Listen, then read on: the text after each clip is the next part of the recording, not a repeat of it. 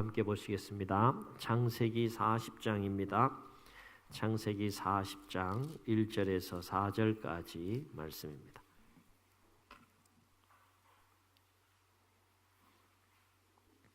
창세기 40장 1절에서 4절, 구약 62면쯤에 있습니다.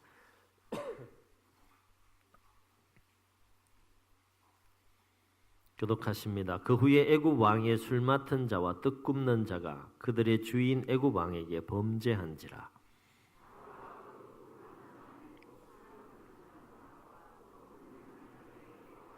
그들을 친위대장의 집안에 있는 옥에 가두니 곧 요셉이 갇힌 곳이라. 친위대장이 요셉에게 그들을 수종들게 하매 요셉이 그들을 섬겼더라.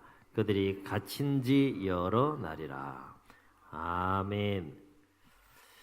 유대인의 지혜를 말해주는 미드라시에 보면 이런 이야기가 있다고 합니다. 어느 날 다윗 왕이 보석 세공인을 불러다가 명령을 내렸는데, 어떤 명령을 내렸는가 하면 짐을 위하여서 반지를 만들고 그 반지에 글귀 하나를 새겨 넣어라. 어떤 글귀여야 하는가 하면, 내가 승리했을 때 기쁨에 막 도취하지 않도록, 기쁨에 도취해서 자만하지 않도록, 그리고 내가 막 절망했을 때, 절망에 빠졌을 때 수렁에서 건져낼 수 있는 그런 글귀를 새겨야 한다. 그리고 그 보석 세공인에게 명령을 내렸어요. 그래서 명령을 따라서 이 세공인이 정말 아름답고 멋진 반지를 딱 만드는데, 문제는 무슨 글귀를 새겨 넣어야 하느냐 고민이 생긴 거예요. 아무리 생각해도 왕이 명령한 그 뜻을 담아낼 수 있는 글귀가 생각이 나지 않는 겁니다. 그래서 고민하다가 지혜로 소문난 솔로몬 왕자를 찾아가서 물었다고 합니다. 왕의 황홀한 기쁨을 절제해주고 동시에 그가 낙심했을 때 격려해 줄 수 있는 말이 무엇일까요? 이때 솔로몬이 이렇게 대답했다고 합니다. 이렇게 쓰시면 됩니다. 이것 또한 곧 지나가리라. 이것 또한 지나가리라. 왜냐하면 왕께서 승리의 순간에 그 글귀를 보시면 자만심을 가라앉히게 될 것이고, 낙심과 절망의 순간에 그것을 보시면 곧 용기를 얻게 될 것이기 때문입니다. 라고 대답해 줬다라고 해요. 참 그 명쾌하고 지혜로운 그런 대답이에요. 한번 따라해 보실까요? 이것 또한 지나가리라. 뭐가 지나간다는 거예요? 뭐가 지나간다는 거예요? 다 지나간다는 거예요. 지금 이 시점에서 과거의 삶을 한번 쭉 돌이켜보세요. 다 지나왔잖아요. 기쁘고 즐거운 일, 영광스러운 순간을 맞이한다고 할지라도 때가 되면 다 지나간다는 거죠. 반대로 아프고 힘들고 어렵고 또 고통스러운 삶의 순간을 맞이했다 할지라도 때가 되면 다 지나간다는 거예요. 이 땅에 영원한 것은 없기 때문이다 라고 하는 것이죠. 그러므로 다 지나가는 것이라면 영광스러운 순간도 또 고난의 순간도 다 지나가는 것이고 영원한 것이 이 땅에 없다 그러면 하루하루를 맞이하며 삶을 살아가는 우리의 인생의 몫은, 우리가 해야 될 일은 도대체 뭐냐? 그렇습니다. 간단해요. 하나님께서 우리의 인생 가운데 허락해 주신 그 날들을 살면서 호흡을 거두실 때까지 우리는 그저 주어진 하루하루 일상의 삶에 충실하며 최선을 다해서 삶을 살아가는 것, 살아내는 것, 그것이 우리 인생이 해야 될 몫인 줄로 믿습니다. 오늘 말씀은 요셉이 형들의 미움을 받아서 애굽으로 팔려갔을 때 보디발의 애굽의 왕의 친위 대장이 되는 보디발의 집에 팔려가게 되잖아요. 그래서 인정받고 잘 나가다가 어느 날 보디발의 아내의 유혹으로 말미암아서 말도 안 되는 누명을 쓰고 왕의 죄수들이 갇히게 되는 감옥에 요셉이 갇혔을 때 있었던 이야기의 한 토막 내용입니다. 어느 날 요셉이 옥중생활을 하는데 새로운 두 인물이 딱 들어온 거예요. 죄수 신분이지만 굉장히 고위 관리직이었죠. 애굽 왕의 두 관원장이었는데 한 사람은 술 맡은 관원장이고 한 사람은 떡을 굽는 관원장이었어요. 술 맡은 관원장, 떡 굽는 관원장, 그러니까 하찮은 일처럼 여겨지지만 사실 최요직 중에 요직이 바로 이 두 관원장의 위치였던 것을 알 수 있게 됩니다. 왜냐하면 왕의 건강과 왕의 생명과 직결되는 일을 하는 것이기 때문에 아무나 이 술 맡은 관원장이나 떡 굽는 관원장이 될 수가 없는 것이죠. 영화나 드라마나 이런 데 보면 왕의 최측근에서 수발하는 그 이 관원장과 같은 자들의 모습을 보게 되면 뭐 술에다 독을 타거나 뭐 음식에 독을 타거나 그러면 왕의 생명이 그냥 한순간에 갈 수 있는 상황이기 때문에 절대적인 신임과 신뢰를 얻지 않으면 이 자리에 오를 수 없는 두 사람이 요셉이 갇혀 있는 감옥에 오게 되었다는 거예요. 그리고 이 감옥은 애굽 왕의 친위 대장이었던 이 보디발의 집 안에 있는 감옥이었는데 그 감옥에 지금 누가 있는 겁니까? 요셉이 들어가 있는 것이고 그 요셉으로 하여금 이 두 관원장을 잘 모시고 섬기라고 그렇게 이 친위 대장인 보디발이 명령을 내림으로 그 일들을 하루하루 감당해 가는 모습을 오늘 말씀을 통해서 우리가 보게 됩니다. 결국 이렇게 해서 비록 옥중이지만 옥중에서 요셉은 누구를 만나게 됩니까? 애굽 왕의 최측근인 두 관원장을 만나게 돼요. 결과적으로 보면 요셉이 감옥에서 만난 두 관원장은 장차 요셉이 애굽의 왕 앞에 나가기 위한 계기와 발판을 마련하는 그런 인물이었는데 이 인물을 만나게 하시는 배후에 섭리하신 분이 누구십니까? 하나님이 그렇게 섭리하시는 것이죠. 뿐만 아니라 요셉은 옥중에서 두 관원장을 비롯해서 왕의 제수들과 함께 생활하게 되면서 단순하게 옥중 생활만 하는 것이 아니라 그곳에서 많은 것들을 배워요. 그러니까 왕의 최측근인 두 관원장과 왕의 제수들이었으니까 당시 최고의 엘리트들, 제수들이었지만 최고의 엘리트들이 모여 있는 뭐 달리 표현하게 되면 옥중 대학에 입학을 한 거예요. 요셉이. 거기에서 뭘 배우겠습니까? 두 관원장과 왕의 제수들에서 뭘 배웠겠습니까? 정치를 배우고 경제를 배우고 사회를 배우고 행정 전반에 관한 업무들의 실무적인 능력들을 그 중에서 정보를 얻으면서 배우게 되었을 것이고 왕의 최측근에 있었던 두 관원장으로부터는 그 애국 왕궁의 구체적인 실정에 대해서도 또 정보를 얻고 배우게 되는 그런 시간들이 요셉에게는 옥중 생활이었다라고 하는 것이죠. 제수의 신분이었지만 그 속에 또 하나님의 놀라운 섭리가 있는 것을 보게 됩니다. 이런 맥락에서 볼 때 요셉의 옥중 생활을 눈여겨 이렇게 보게 되면 우리는 한 가지 분명한 진리를 발견하게 되는데 한번 따라해 보시겠습니다. 고난 속에도 하나님의 선한 섭리가 숨어 있다. 아멘. 아멘. 옥중에는 힘들고 어려운 일들만 있었던 것이 아니었다는 것이죠. 요셉을 향한 하나님의 계획과 목적을 성취해 가기 위해서 반드시 필요한 훈련의 그 프로그램들이 옥중에서 이미 세팅이 되어져 있었다라고 하는 것이 누가 하시는 겁니까? 하나님이 하시는 거예요. 요셉의 경우를 한번 보세요. 형들의 미움을 받지 않았다 그러면 애굽 왕의 친위 대장인 보디발의 집에 들어갈 수 있었겠는가라고 하는 거예요. 그리고 속된 말로 보디발의 집에서 이제 가정 총무가 될 정도로 아주 잘 나가던 요셉이 보디발의 아내의 그 유혹으로 인한 누명을 쓰므로 말미암아서 그 왕의 제수들이 갇혀 있는 감옥에 들어가지 않았다 그러면 이 장차 애굽 왕에게 나가는 일에서 중요한 역할을 감당하게 되는 이 술 맡은 관원장을 만날 수 있었겠느냐라고 하는 거예요. 하나님의 섭리는 그렇게 요셉의 생애 가운데 흘러가는 것을 보게 됩니다. 그러므로 우리는 예기치 않은 고난 속에서 세 가지 분명한 삶의 자세를 가질 필요가 있다라고 하는 것이죠. 첫째는 고난 속에서 결코 낙심하거나 절망하지 말라라고 하는 거예요. 아멘. 아멘. 이 말은 고난받는 그 형장을 항상 부정적으로만 바라볼 것이 아니라 오히려 긍정적으로 그것을 바라보고 받아들이고 수용하면서 그 삶을 경영해 가라라고 하는 겁니다. 두 가지 중요한 이유를 생각해 볼 수 있는데 하나는 인생은 끝까지 살아봐야 한다는 거죠.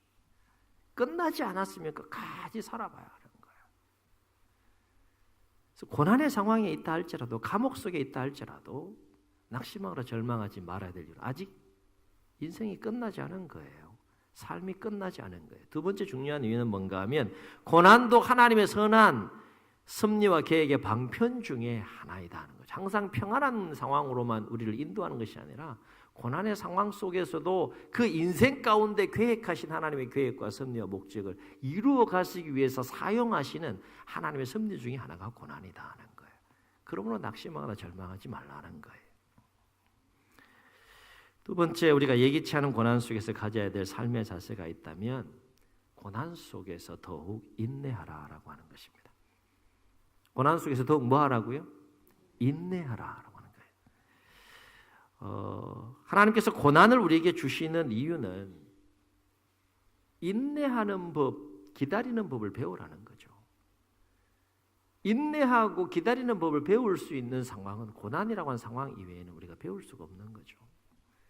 하나님께서 하나님의 계획을 그 사람 가운데 성취해 가기 위해서, 그 인생 가운데 성취해 가기 위해서는 반드시 기다리는 법을 배우게 하시고 인내하게 하는 법을 배우게 하신 하나님의 섭리를 보게 되는데, 그 인내와 기다리는 법을 배우게 하신 하나님의 섭리의 방편이 뭐라는 겁니까? 고난 속에 집어넣는 거예요. 그러니까 고난이라고 하는 것은 인내를 만들어내는 공장이다, 이렇게 생각해 볼 수 있다라고 하는 것이죠. 왜 우리는 고난 속에 더욱더 인내하는 법을 배워야 되느냐?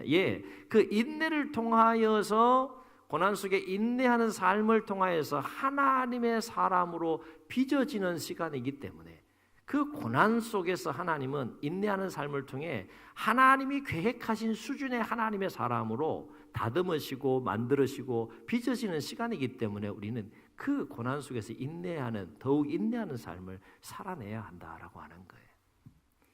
고난이라고 하는 것은 그런 맥락에서 보면 하나님의 사람을 만들어내는 공장이다. 인내를 만들어내는 공장인 동시에 하나님의 사람을 빚고 만들어내는 공장이다, 이렇게 생각해 볼 수 있다라고 하는 것입니다. 또 한 가지, 우리는 왜 고난 속에서 더욱 인내하는 삶을 살아야 되느냐? 여러분, 인내하지 않고 고난을 이겨낼 수 있습니까? 인내하지 않고 고난을 통과할 수 있습니까? 그렇지 않다는 거죠. 고난은 무조건, 고난 상황 속에서는 반드시 인내가 필요하다라고 하는 겁니다. 그래서 야고보 사도는 야고보서 1장 2절로 4절에서 이와 관련해서 뭐라고 권면하는가 하면 이렇게 권면합니다. 내 형제들아, 너희가 여러 가지 시련을 만나거든 온전히 기쁘게 여기라. 이는 너희 믿음의 시련이 인내를 만들어내는 줄 너희가 알미라. 너희는 인내를 온전히 이루라. 이는 너희로 온전하고 구비하여 조금도 부족함이 없게 하려 함이라. 아멘. 아멘. 이 두 가지 의미를 다 담고 있어요. 고난은 인내를 만들어내고 하나님의 사람으로 온전하게 만드는 하나님의 방편이기 때문에 우리는 고난 속에서 더욱 인내하는 법을 배워야 된다. 그러니까 우리가 하나님의 자녀와 백성으로서 하루하루 삶을 살아가면서 이 조급한 마음들을 극복해 가야 된다는 거죠. 때로는 우리의 생각과 우리의 마음대로 삶이 펼쳐질 수도 있지만 그렇지 않는 상황 가운데 어떻게 하겠느냐. 조급한 마음 가지고는 실족할 수밖에 없는 거예요. 마음의 사이즈를 넓혀야 된다는 거죠. 그 섭리가 고난 가운데 인내를 통하여서 하나님께서 또 배우게 하시는 모습을 우리는 요셉의 생애를 통해서 보게 되고 우리의 삶의 여정을 통해서 이미 체험하고 경험하고 있는 줄로 믿습니다. 세 번째, 예기치 않은 고난 속에서 우리가 취해야 될 삶의 자세가 뭐냐? 한번 따라해 보시겠습니다. 고난 속에서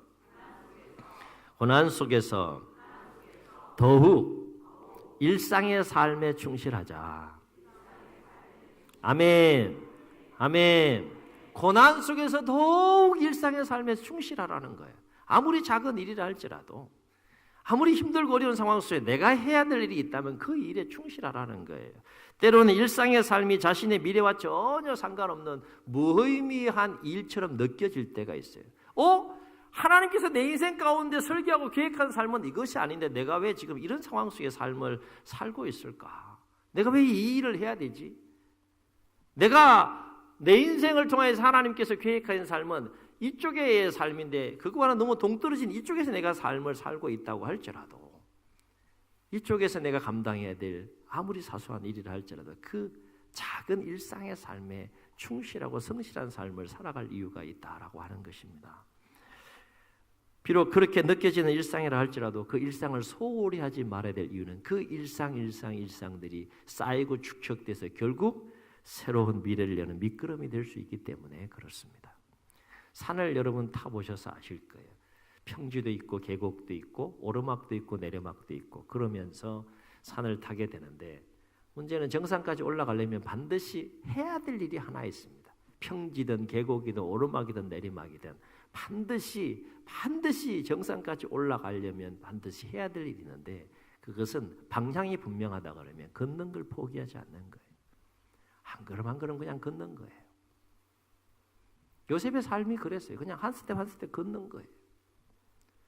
도무지 자신에게 주어진 그 삶의 상황과 하나님이 주신 꿈과 이렇게 매치해 보려니까 도저히 이해가지 않는 상황들이 너무 많이 펼쳐지더라도 그냥 한 스텝 한 스텝 자기에게 주어진 삶의 일상에 충실하면서 그 길을 걸어가는 겁니다. 짤막한 저의 인생을 놓고도 이렇게 말씀을 준비하면서 이렇게 떠오르는 장면들이 좀 있었는데 하나님 저의 인생을 통해서 계획하신 삶은 이게 아니잖아요. 내가 왜 이 일을 지금 하고 있어야 됩니까? 내가 왜 이런 상황에 처해 있어야 됩니까? 내가 왜 이런 삶을 살고 있어야 됩니까?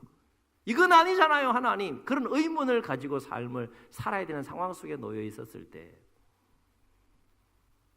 일상의 삶에 충실할 수밖에 없는 이유를 하나님께서 깨닫게 하시고 하나님께 주신 그 꿈이 있기 때문에 이겨내게 하시고 견뎌내게 하시고 또 감당하게 하시는 그 은혜를 체험하고 경험하게 됩니다. 어쨌든 고난 속에서 요셉이 했던 중요한 삶의 자질 중에 하나가 있다면 그것은 일상의 삶에 충실했다는 거예요. 요셉의 경우를 한번 보죠. 요셉은 애굽으로 팔려간 보디발의 집에서 일상의 삶에 충실한 그 요셉의 모습을 보게 돼요. 종이었어요. 이방인이었어요. 여러분 애굽 왕의 친위 대장이라 그러면 그 안에서 각자 감당해야 될 종들이 얼마나 많았겠어요. 그런데 가장 눈에 띈 인물이 누구였는가 하면 그 이방인인 요셉이었다는 거예요. 그리고 그 요셉은 이 보디발의 신임을 얻고 인정을 받아서 결국 어느 자리에 오르게 됩니까? 가정 총무에 오르게 돼요. 무엇 때문에? 한 가지 잘한 거예요. 맡은 일이 무엇이든지 간에 최선을 다한 거예요. 작은 일이건 굳은 일이건 뭐 큰 일이건 작은 일이건 할 것 없이 최선을 다한 거예요. 그 모습이 너무 아름다웠던 거예요. 누가 보기에? 보디발이 보기에. 그래서 저 친구에게는 내가 우리 집안의 이 모든 살림을 다 맡겨도 되겠다. 확신이 들어서 가정 총무일을 맡겼다는 겁니다. 이때부터 요셉은 지도자로서의 리더십을 배우고 함양하는 교육이 시작이 됩니다. 일종의 가정대학에 입학한 것이죠. 가정대학에 입학해서 장차 총리로서 감당해야 될 일들을 실무적인 일들을 미리 또 훈련받고 감옥대학에 들어가서 전반적인 구체적인 좀 더 구체적인 그런 앞으로의 그 총리로서 감당해야 될 일들을 훈련받는 그런 섭리 가운데 요셉의 인생의 삶이 흘러가는 것을 보게 됩니다. 심지어 요셉은 옥중에서도 일상의 삶에 충실한 것을 보게 돼요. 감옥은 요셉의 꿈과 생각해 볼 때 너무 동떨어진 삶의 현실 가운데 놓여 있는 것 같아요. 총리가 되기 전에 가장 어두운 감옥 생활이 요셉의 삶 가운데 펼쳐지게 되는데 그것도 뭐 자기가 잘못해서 들어갔다 그러면 수용할 수 있어요. 그런데 억울한 누명 쓰고 들어갔잖아요. 그럼에도 불구하고 그 감옥에서 자신에게 주어진 일에 충실한 요셉의 모습을 보게 됩니다. 원망하거나 불평하거나 낙심하거나 좌절하지 않고 감옥 생활 속에서 간수의 인정을 받을 뿐만 아니라 보디발에게 다시 재신임을 맡아서 두 관원장을 섬기도록 할 만큼 감옥 생활에서도 충실하고 성실한 이 요셉의 모습을 우리가 성경을 통해서 목격하게 되죠. 뿐만 아니라 요셉은 애굽 왕 앞에 나아갈 때까지 사실 떡 굽는 자와 술 맡은 자에게 꿈을 해석해 주는데 그 술 맡은 자는 다시 복직돼서 앞으로 일을 하게 될 것이고 떡 굽는 자는 꿈을 해석해 주는데 당신은 사흘 후에 결국 죽게 될 것이다 라고 하는 꿈 해석을 하게 되고 해석대로 이 떡 굽는 자는 왕 앞에 나가 죽게 되고 술 맡은 자는 왕 앞에 나서 복직하게 되는데 요셉이 무슨 이야기를 하는가 하면 당신이 반드시 복직하게 될 텐데 복직하게 되면 나를 생각해라. 내가 당신에게 베푼 은혜를 잊지 말고 내가 억울한 일로 인해서 지금 감옥에 있다는 것을 꼭 기억해서 왕 앞에 좀 신원해 달라라고 부탁을 했는데 요셉의 꿈대로 이 술 맡은 관원장이 나가게 돼서 왕 앞에 복직이 됐어요. 그럼 뭐 해야 돼요? 요셉을 기억해야 되잖아요. 싹 잃어버렸어요. 성경을 보게 되면 우리 40장 어디를 보는가 하면 23절 한번 보겠습니다. 네, 그 전에 14, 15절 한번 봅니다. 14, 15절 시작. 당신이 잘 되시거든 나를 생각하고 내게 은혜를 베풀어서 내 사정을 바로에게 아뢰어 이 집에서 나를 건져 주소서. 나는 히브리 땅에서 끌려온 자여 여기서도 옥에 갇힌 일은 행하지 아니하였나이다. 그렇게 복직이 됐으면 기억해서 요셉에 대해서 이야기를 해줘야 되는데 23절 봅니다. 시작. 술 맡은 관원장이 요셉을 기억하지 못하고 그를 잊었더라. 요셉의 마음이 어떻겠어요? 즐거웠을까? 힘들었을까? 힘들었겠죠. 그래도 불평하고 원망했다 이런 이야기 없습니다. 2년 동안 감옥에 더 있으면서 왕 앞에 나가기 얼마나 힘든 시간이었겠어요. 그러나 하나님의 때를 기다립니다. 인내하면서 하나님의 때를 기다리며 자신에게 주어진 일에 충실한 요셉의 모습을 보게 됩니다. 그렇다면 우리 이런 질문 해볼 수 있어요. 결코 평범한 삶이 아니에요. 아무나 살아낼 수 있는 그런 삶의 내용이 아닙니다. 어떻게 요셉은 예기치 않게 그것도 억울한 누명을 쓰고 감옥에 들어가서 감옥 생활을 하면서도 낙심하지 않고 원망하지 않고 불평하지 않고 더욱 인내하면서 자신에게 주어진 삶에 충실한 삶을 살아갈 수 있었느냐라고 하는 거예요. 어떻게 그것이 가능했을까? 요셉의 생애와 삶을 쭉 묵상해 보게 되면 요셉의 마음속에 네 가지 마음이 있었던 것을 발견하게 됩니다. 첫째는 요셉의 마음속에는 하나님이 주신 꿈이 있었다는 거예요. 아멘. 하나님이 주신 꿈이 있었다는 거예요. 다시 말해서 하나님이 주신 꿈을 요셉은 주어진 상황 때문에 내려놓고 포기하지 않고 끝까지 붙잡았다는 거예요. 이것은 요셉의 마음속에는 항상 한번 따라해 보시겠습니다. 이것이 끝이 아니다. 이 믿음과 이 마음이 있었다는 거예요. 왜요? 하나님이 주신 꿈이 아직 요셉의 생애와 삶 가운데 성취되고 이루어지지 않았어요. 그러면 그 이전까지 무슨 일이 생기든지 간에 이것이 끝이 아니다 라고 하는 그 믿음이 요셉에게 있었다는 거예요. 내가 감옥에 있어요. 그러나 요셉의 마음속에 어떤 마음이 있었다는 겁니까? 아직 하나님이 주신 꿈이 이루어지지 않았어요. 그래서 요셉의 마음속에 어떤 마음이 있었다는 거예요? 이 감옥 생활이 내 인생의 끝이 아니다. 그 믿음이 있었다는 거예요. 여러분, 그런 믿음과 삶의 자세와 의지를 가지고 살아가는 자가 상황 때문에 넘어지겠습니까? 실족하겠습니까? 그렇지 않다는 거예요. 다시 말해 그 하나님의 꿈이 자신의 삶 속에서 언제 어떻게 이루어질지 요셉은 알지 못하는 상황 가운데 놓여 있다고 할지라도 자신에게 꿈을 주신 하나님은 자신의 인생과 삶 가운데 반드시 그 꿈을 이루어 주실 것이라고 하는 믿음과 확신을 가지고 요셉은 그 하루하루의 삶을 감당해 갔다라고 하는 것입니다.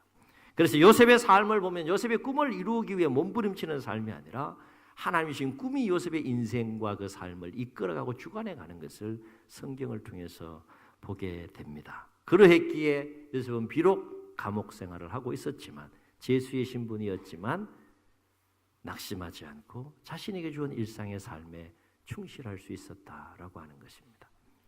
우리가 인생을 살아가면서 그것이 개인적인 차원이건 그리고 가정적인 차원이건 생업의 차원이건 교회적인 차원이든지 간에 그 삶의 현장에 이루어지기를 원하시는 하나님의 꿈과 계획을 우리가 발견하고 그 꿈을 붙잡고 삶을 살아가야 하는 이유가 바로 여기에 있다는 거예요. 질문합니다. 여러분 10년과 삶 가운데 하나님 주신 꿈이 있습니까? 저도 말씀을 준비하면서 다시 한번 돌아봤어요. 개인적이든 가정적이든 생업의 현장의 차원이건 교회 차원이건 하나님이 주신 꿈이 있습니까? 꿈이 없이 하루하루 삶을 살아가게 되면 상황과 조건 이런 것들로 인하여서 쉬 마음이 흔들리고 무너질 수 있다는 거예요. 하나님이 주신 꿈이 한 사람의 마음과 그 인생의 삶을 얼마나 강하게 만들고 얼마나 위대하게 끌고 가는지 요셉의 생애와 삶을 통해서 우리가 목격할 수 있는 것이고 배워야 된다는 거예요. 나이와 상관없이 2019년도를 시작하면서 하나님이 주신 꿈이 있느냐는 거예요. 이런 삶을 살길 원합니다. 이런 가정이 되길 원합니다. 이런 생업의 현장이 되길 원합니다. 이런 교회가 되길 원합니다. 라고 하는 기도의 제목을 삼고 나아가는 하나님이 주신 꿈이 있느냐는 거예요. 확인하고 발견할 수 있기를 그리고 붙잡고 하루하루 삶을 살아갈 수 있기를 주의 이름으로 축원합니다. 요셉의 마음속엔 또 무엇이 있었는가 하면 하나님의 선한 역사에 대한 믿음이 있었다는 거예요. 이 말은 무슨 말인가 하면 자신의 인생 가운데 무슨 일을 만난다 할지라도 그 모든 것을 하나님의 선한 계획과 섭리로 이해하고 받아들이려고 노력하는 삶의 자세가 요셉에게 있었다는 거예요. 다시 말해서 비록 감옥에 놓여있는 삶의 상황이라 할지라도 자신의 눈으로 자신의 관점으로 그 상황을 바라보고 해석하는 것이 아니라 이해하고 다 헤아릴 수는 없지만 자신의 인생 가운데 하나님께서 계획하신 선한 계획과 섭리 가운데 들어가 있는 삶의 상황 속에 내가 놓여 있다라고 요셉은 받아들이면서 그 삶에 충실한 삶을 살아갔다라고 하는 것입니다. 그래서 요셉은 이러한 삶의 자세를 가지고 창세기 50장 20절에 보게 되면 자신의 인생을 돌이켜보면서 자신들을 죽일까 봐 두려워하는 형들 앞에서 고백하는 유명한 고백이 있어요. 그 고백이 뭡니까? 당신들은 나를 해하려고 하였으나 하나님은 그것을 선으로 바꾸사 오늘과 같이 많은 백성의 생명을 구원하게 하시려 하셨다라고 하는 이 고백을 요셉이 하게 되는 것을 보게 됩니다. 무슨 얘기입니까? 모든 자신에게 주어진 삶의 상황이 이해가 되든 이해가 되지 않든 간에 하나님의 선한 섭리와 계획과 차원에서 그 모든 것들을 바라보면서 적극적으로 받아들이고 적극적으로 수용하는 삶의 자세를 가지고 일상의 삶에 충실했다라고 하는 고백이 그 고백 속에 담겨 있다라고 하는 것입니다. 세 번째, 요셉의 마음속에는 어떤 마음이 있었는가 하면 임마누엘 신앙이 있었다는 거예요. 다시 말해 하나님의 꿈을 품고 살았던 요셉은 자신이 어떤 상황 속에 놓이든지 간에 하나님이 나와 함께 하시는구나. 이것을 구체적으로 느끼고 경험하는 삶의 여정이었다는 겁니다. 어떻게 알 수 있을까요? 성경은 그 부분을 놓치지 않고 우리에게 소개해 주고 있어요. 39장으로 가게 되면 2절과 3절에 보게 되면 요셉이 보디발의 집에 있을 때 보디발의 집에서 요셉이 어떤 삶을 살았는지에 대해서 이렇게 기록하고 있는 것을 보게 됩니다. 2절과 3절 우리 함께 읽겠습니다. 시작. 여호와께서 요셉과 함께 하심으로 그가 형통한 자가 되어 그의 주인 애굽 사람의 집에 있으니 그의 주인이 여호와께서 그와 함께 하심을 보며 또 여호와께서 그의 범사에 형통하게 하심을 보았더라. 여호와께서 요셉과 함께 하심을 누가 보았다는 거예요? 하나님을 알지 못하는 보디발이 봤다는 거예요. 저 친구는 뭔가 있는데 보니까 뭘 맡기든지 형통한 거예요. 근데 요셉이라는 친구 자체의 그 힘과 능력으로 그 일을 하는 것이 아니라 돕는 어떤 손길이 있었는데 그것이 여호와 하나님의 손길이었다는 걸 누가 지금 보고 있는 겁니까? 보디발이 보고 있는 거예요. 보디발이 볼 정도면 본인은 얼마나 더 하나님의 함께 하심을 느끼고 경험하면서 그 하루하루의 삶을 감당해 갔겠느냐라고 하는 것입니다. 그리고 요셉이 보디발의 아내로 인해 누명을 쓰고 감옥에 갇혔을 때에도 동일하게 하나님께서 요셉과 함께 하심을 느끼고 경험하는 삶에 대해서 39장 20절로 23절에서 감옥 생활에 대해서 이렇게 기록합니다. 39장 20절로 23절 우리 함께 보시겠습니다. 시작. 이에 요셉의 주인이 그를 잡아 옥에 가두니 그 옥은 왕의 제수를 가두는 곳이었더라. 요셉이 옥에 갇혔으나 여호와께서 요셉과 함께 하시고 그에게 인자를 더하사 간수장에게 은혜를 받게 하심에 간수장이 옥중 제수를 다 요셉의 손에 맡김으로 그 재반 사물을 요셉이 처리하고 간수장은 그의 손에 맡긴 것을 무엇이든지 살펴보지 아니하였으니 이는 여호와께서 요셉과 함께 하심이라. 여호와께서 그를 범사에 형통하게 하셨더라. 아멘. 아멘. 뭔 얘기예요? 감옥 생활 가운데서도 하나님이 함께 하심을 요셉은 구체적으로 느끼고 경험하며 살았다는 거예요. 분명한 것은 저와 여러분이 매일매일의 삶 가운데 느끼든 느끼지 않든 간에 하나님을 함께 하신다는 거예요. 느끼고 경험할 수 있기를 주의 이름으로 축원합니다. 그 하나님의 함께 하심을 느끼고 경험하는 임마누엘 신앙이 얼마나 우리의 마음을 견고하게 만들고 우리의 신앙을 견고하게 만드느냐 하는 거예요. 마지막 네 번째, 요셉의 마음속에는 한번 따라해 보시겠습니다. 나는 우리 가슴에 다 손을 대시고 나는 하나님의 사람이다. 하나님의 사람이다. 나는 하나님의 사람이라고 하는 분명한 자기 정체성을 가지고 요셉은 살았다는 거예요. 요셉의 생애를 쭉 보세요. 이 부분이 선명해요. 요셉이 나는 하나님의 사람이라고 하는 분명한 정체성을 가지고 살았다는 것은 두 가지 삶의 그 의미를 우리가 생각해 볼 수 있는데, 내 모든 삶은 하나님이 책임져 주신다 라는 믿음이 그 속에 담겨 있고, 또 한 가지는 하나님을 알지 못하는 사람들과는 차원이 다른 삶은 나는 살 것이다 라고 하는 고백과 그 삶의 내용이 나는 하나님의 사람입니다 라고 하는 자기 정체성을 가지고 살았다는 그 의미 속에 담겨 있는 것이다 라고 하는 거예요. 하나님의 사람이므로 하나님이 내 삶을 책임진다는 믿음, 하나님의 사람이기 때문에 사람의 시선을 의식하지 않고 사람의 마음을 의식하지 않고 하나님의 시선을 의식하고 하나님이 나를 보고 계시다라고 하는 그 의식 가운데에서 하루하루의 삶을 살았다는 거예요. 하나님의 사람이 절망해서 되겠느냐? 하나님의 사람들이 감옥에 있다고 해서 낙심해서 되겠느냐? 하나님의 사람들이 감옥에 있다고 해서 원망하고 불평해서 되겠느냐? 아니라는 거죠. 그래서 요셉은 그 모든 것들을 극복하면서 상황들을 뛰어넘어서 일상의 삶에 충실할 수 있었다는 거예요. 대표적인 예가 보디발의 집에서 보디발의 아내가 요셉을 유혹했을 때 요셉이 그 보디발의 아내에게 한 말이 있어요. 뭐라고 얘기했습니까? 당신의 주인이 나에게 모든 걸 다 맡겼다. 내 마음대로 할 수 있는 모든 권한을 주었지만 한 가지 내가 할 수 없는 것인데 당신을 범하지 않는 거다 라고 하면서 고백한 유명한 39장 9절에 그 고백이 있어요. 그 고백이 뭔가 하면 그런즉 내가 어찌 이 큰 악을 행하여 하나님께 죄를 지으리까. 무슨 얘기입니까? 하나님 앞에 삶을 살겠다는 거예요.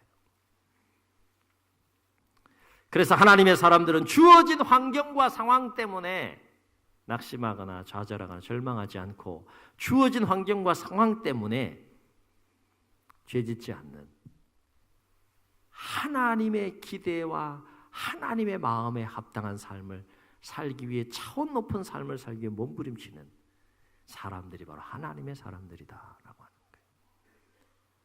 예배 끝나고 일상의 삶으로 돌아가실 겁니다. 요셉이 가졌던 이 마음, 아, 나는 하나님의 사람이다. 그래, 나는 하나님의 사람이야. 비록 나에게 주어진 현실이 초라할지 몰라도, 비록 내가 기대하고 원하는 삶의 상황 속에 놓여있지 않다 할지라도, 비록 내가 하나님 앞에 꿈꿨던 꿈의 무대에서 내가 살지 못한다 할지라도, 주어진 나의 상황이 어떠할지라도 그 상황 속에서 우리가 가져야 될 것은 그래, 나는 하나님의 사람이다. 이 분명한 자기 정체성을 가지고 우리가 삶을 살아내야 할 줄로 믿습니다. 사랑하는 성도 여러분, 저와 여러분 하나님 사람입니까? 그럼 요셉처럼 살아야 되지 않겠습니까? 2019년도 허락해 주셨습니다. 매일매일 삶을 살아가면서 요셉처럼 하나님의 꿈을 품고 여러분의 인생 가운데 펼쳐가실 하나님의 선한 역사를 믿으며 어떤 상황 속에 놓이든지 간에 하나님이 나와 함께 하신다라는 분명한 임마누엘 신앙을 가지고 절망하지 마시고 낙심하지 마시고 더욱 인내하면서 주어진 작은 일상의 삶이라 할지라도 그 일상의 삶에 충실하게 하루하루 삶을 감당해 감으로 매일매일 승리하는 우리 모두가 될 수 있기를 주의 이름으로 축원합니다. 축원합니다. 우리 말씀을 기억하시면서 함께 찬양하시고 한번 통성으로 기도하겠습니다.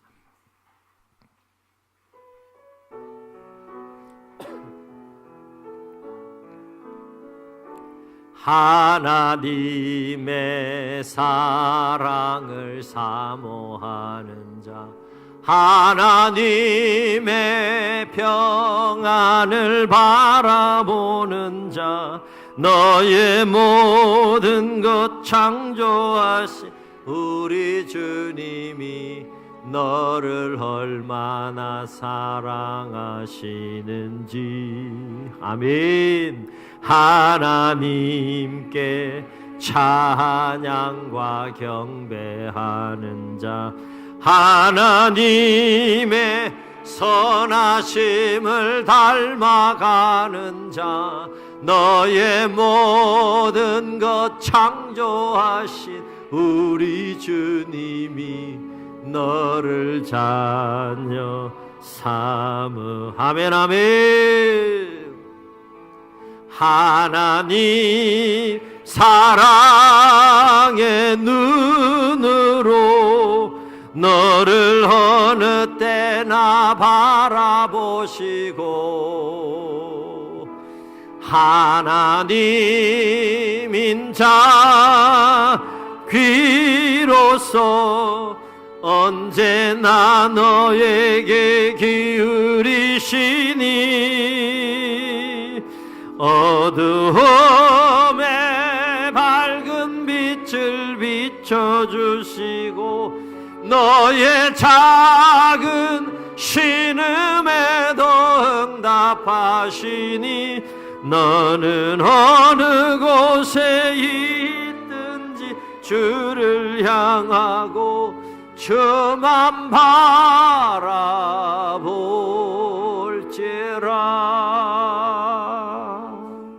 조용히 눈을 감으시겠습니다.